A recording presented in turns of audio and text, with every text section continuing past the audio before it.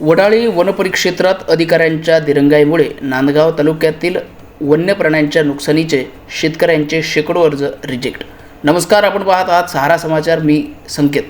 शिवसेनेचे प्रकाश मारोडकर यांची शेतकऱ्यांसह मुख्य वनसंरक्षक कार्यालयावर धडक। नांदगाव खंडेश्वर तालुक्यातील शेतकऱ्यांचे वन्य प्राण्यांच्या हैदोसामुळे झालेल्या नुकसान भरपाईचे शेकडो अर्ज किरकोळ कारणास्तव वडाळी वनपरिक्षेत्र अधिकाऱ्यांनी रिजेक्ट केल्याने शिवसेनेचे ठाकरे गटाचे प्रकाश मारोडकर यांनी शेतकऱ्यांसह मुख्य वनसंरक्षक कार्यालयावर धडक देऊन तक्रार सादर केली आहे।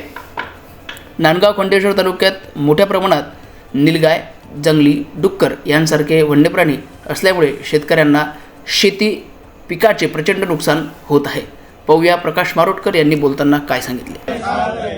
नांदगाव खंडेश्वर तालुक्यातील शेतकऱ्यांच्या शेती पिकांचे वन्य प्राण्याच्या अवदोसामुळे प्रचंड मोठ्या प्रमाणात नुकसान होत आहे आणि या नुकसान भरपाईसाठी शेतकऱ्यांनी अर्ज सादर केल्यानंतर वडाळी ऑफिसचे जे फॉरेस्ट अधिकारी आहे ते अनेक अर्ज असे रिजेक्ट करतात। रिजेक्टचे कारण देत नाही, छोट्या छोट्या गोष्टीसाठी शेकडो अर्ज प्रलंबित ठेवतात। नांदगाव तालुक्यातील जवळपास 1000च्या वर शेतकऱ्यांचे अर्ज रिजेक्ट केले। त्यामुळे आज आम्ही मुख्य वनसंरक्षक कार्यालयात हिया केला आणि बॅनर्जी मॅडमला घेराव करून आज इशारा दिला की सर्वच्या सर्व अर्ज ग्राह्य धरण्यात यावे आणि यानंतर शेतकऱ्यांना तक्रार करण्याकरता कार्यालयात येण्याची आवश्यकता भासली नाही पाहिजे।